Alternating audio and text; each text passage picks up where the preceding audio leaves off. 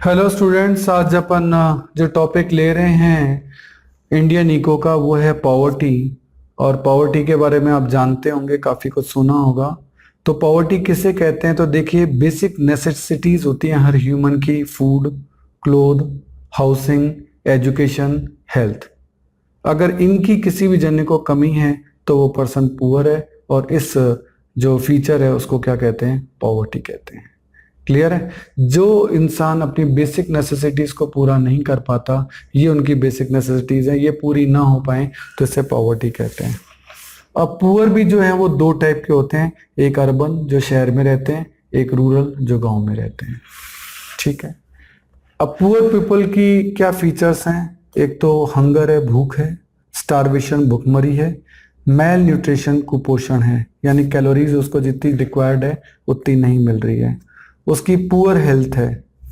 Limited economic opportunities, को ज्यादा कोई नौकरियां वगैरह मिलने की पॉसिबिलिटीज बहुत कम है, अपॉर्चुनिटीज कम है। और वो डेप ट्रैप में फंसता जा रहा है। डेप ट्रैप क्या होता है? मिस्टर एक्स है, उन्हें 10 लाख का लोन एक मनी लेंडर से ले लिया। इस 10 लाख पे आपका इंटरेस्ट साल का होता है 1,50,000। लेकिन मिस्टर एक्स की इतनी स्टेटस ही नहीं है कि वो 1.5 लाख का इंटरेस्ट, 1,50,000 का इंटरेस्ट चुका सके। वो 50,000 ही पे कर पाए। तो अब मनी लेंडर कहेगा, देखो आपका 10 लाख का तो लोन ही था और 150 में से आपने 50 चुकाए, यानी 1 लाख का लोन आपके ऊपर और चढ़ गया। तो अब आपका लोन हो गया 10 lakh plus 1 lakh, that is 11 lakh. क्योंकि आपने 150 में से 50 चुकाया तो बाकी 1 लाख आपने नहीं चुकाया, तो वो भी तो लोन हो गया, वो लोन भी जुड़ गया। इस तरह से आपका लोन लगातार इंक्रीज होता रहता है। तो गरीब आदमी का लोन इस तरह से जो इंक्रीज लगातार होता जाता है, वो पे नहीं कर पा रहा। इसी को बोलते हैं डेब्ट ट्रैप, यानी वो फंस गया, ट्रैप हो गया, उसी को डेब्ट ट्रैप कहते हैं। और क्या फीचर होते हैं पुअर लोगों के? कि lack of facilities of electricity and water, उनके पास इलेक्ट्रिसिटी और वाटर नहीं होता। जेंडर इनइक्वलिटी पाई जाती है, यानी मेल डोमिनेंस, यानी फीमेल को इग्नोर किया जाता है। जैसे अपन देख सकते हैं हीरो और हीरोइन के केस में कि एक ही मूवी में काम करते हुए हीरो का जो रेमुनरेशन है, सैलरी है, वो ज़्यादा होती है और हीरोइन की फी कम होती है। और इसके अलावा बिगर फैमिलीज होती है पुअर लोगों में, ये भी अपन को देखने को मिलता है। तो सर, मेजर्स ऑफ पॉवर्टी क्या है? कि पॉवर्टी को मेजरमेंट करने के क्या क्या तरीके हैं? तो देखो, एक तो होती है रिलेटिव पॉवर्टी और एक होती है एब्सोल्यूट पॉवर्टी। रिलेटिव पॉवर्टी में क्या होता है? आप कंपैरिजन करते हैं, रिलेट करते हैं कि poverty of people in comparison of other, other के कंपैरिजन में गरीब कैसे हैं। जैसे यूके कोई पुअर तो है नहीं, but UK is poor then America, America के कंपैरिजन में पुअर है। तो अमेरिका की कंपैरिजन में यूके, यूनाइटेड किंगडम पुअर है, इसको रिलेटिव पॉवर्टी कहेंगे। वैसे वो पुअर नहीं है, लेकिन अमेरिका के कंपैरिजन में पुअर है, इसी को रिलेटिव पॉवर्टी कहते हैं। और एब्सोल्यूट पॉवर्टी जो होती है वो तो पॉवर्टी लाइन के बिलो यदि आप रहते हैं, यानी अगर आप अपनी बेसिक नेसेसिटीज को पूरा नहीं कर पा रहे हैं, तो इसका मतलब आप पॉवर्टी लाइन के बिलो रहते हैं। और ये एक्चुअल फिगर पे चलती है, इसमें किसी में कंपैरिजन जो है वो नहीं हो रहा। जैसे यहाँ तो ब्रिटेन को कंपेयर किया गया अमेरिका से, यहाँ एक्चुअल फिगर पे होती है। और बेसिकली हम इस चैप्टर में एब्सोल्यूट पॉवर्टी को ही डिस्कस करेंगे, ना कि रिलेटिव पॉवर्टी को। ये तो सिर्फ डेफिनेशन के पॉइंट ऑफ व्यू से होती है, बाकी अपन इस चैप्टर में जो पढ़ेंगे वो एब्सोल्यूट पॉवर्टी के लिए पढ़ेंगे। सही है? तो मैंने आपको बताया कि अपन एब्सोल्यूट पॉवर्टी के लिए पढ़ रहे हैं। तो यहाँ एक ग्राफ अपन देख रहे हैं और इसमें पॉवर्टी लाइन जो है वो खींची गई है। पॉवर्टी लाइन क्या होती है?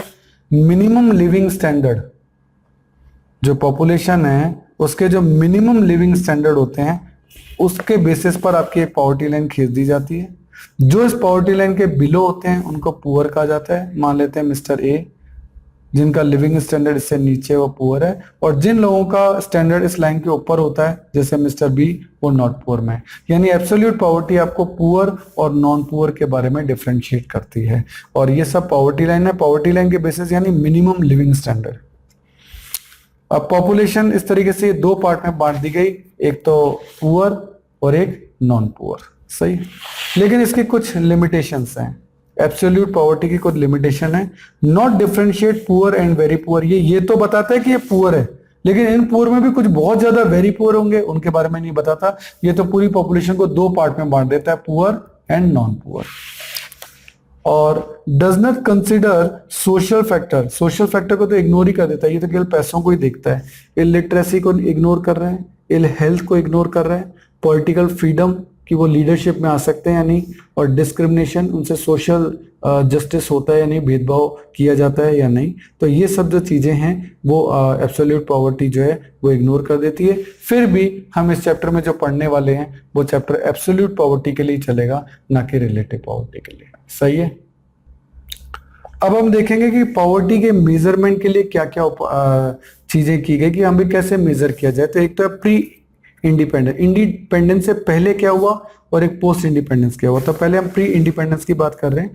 तो सबसे पहले दादा भाई नेहरू ने इस पे वर्क किया था और उन्होंने कॉन्सेप्ट दिया था जेल कॉस्ट ऑफ लिविंग, कि जो आप पॉवर्टी लाइन कैलकुलेट करना चाहते हैं उसके लिए कॉन्सेप्ट होना चाहिए जेल कॉस्ट ऑफ लिविंग। भाई एक प्रिजनर है जो कि जेल में रहता है, उसको वहां कोई दाल रोटी दी जा रही है जेल के अंदर, तो जेल के बाहर रहने वाले को कम से कम उतना तो मिलना ही चाहिए, नहीं तो फिर वो जेल में रह के खुश हो जाएगा कि बाहर रहने से तो दाल रोटी नहीं मिल रही, फिर तो जेल में ही चलते हैं। तो जेल में रहने वाला जो जन है उसको जो दाल रोटी मिल रही है कम से कम वो पॉवर्टी लाइन होनी चाहिए। उससे नीचे अगर किसी को मिल रहा है तो वो बिलो पॉवर्टी लाइन है।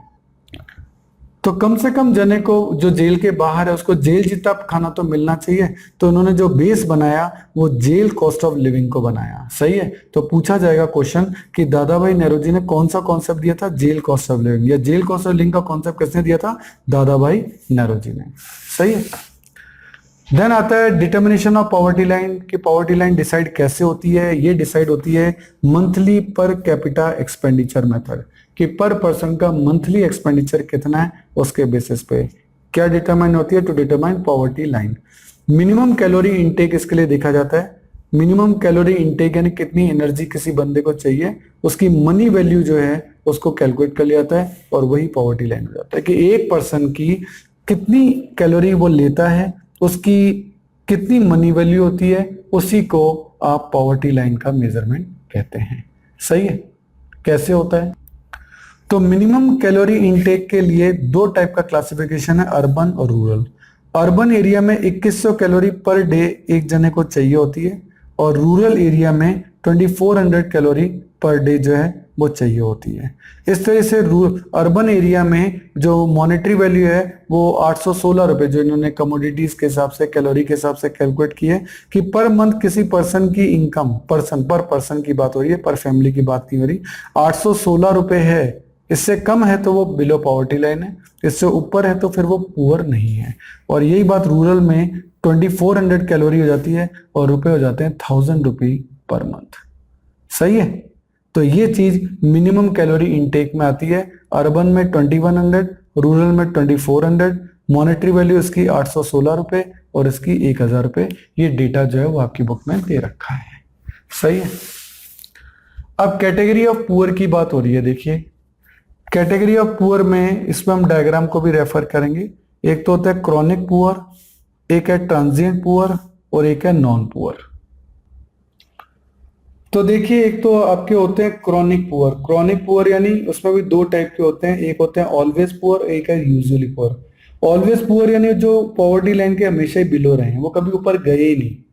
और यूजुअली यानी कोई एक आध बार वो पॉवर्टी लाइन को क्रॉस कर गए, अदरवाइज तो वो हमेशा पॉवर्टी लाइन के नीचे ही रहे हैं। ये दोनों क्रॉनिक पुअर कहलाते हैं।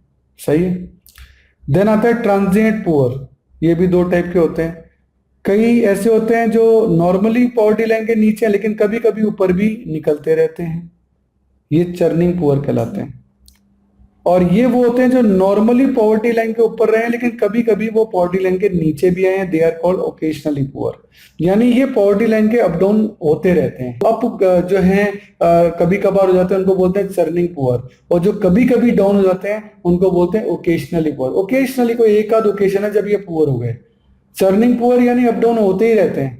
और एक होते हैं नॉन पुअर या नेवर पुअर, जो कभी पॉवर्टी लाइन के नीचे आए नहीं, हमेशा ऊपर रहे। तो एक हमेशा पॉवर्टी लाइन के नीचे, ऑलवेज पुअर। एक आध बार वो पॉवर्टी लाइन को क्रॉस कर गए, यूजुअली पुअर। ये दोनों क्रॉनिक पुअर में आते हैं। ट्रांजिएंट पुअर में आते हैं एक तो चर्निंग पुअर, जो अप डाउन होते ही रहते हैं पॉवर्टी लाइन के, और एक होते हैं ओकेशनली पुअर के जो नॉर्मली नॉन पुअर है, एक आध बार वो पुअर हो गए थे।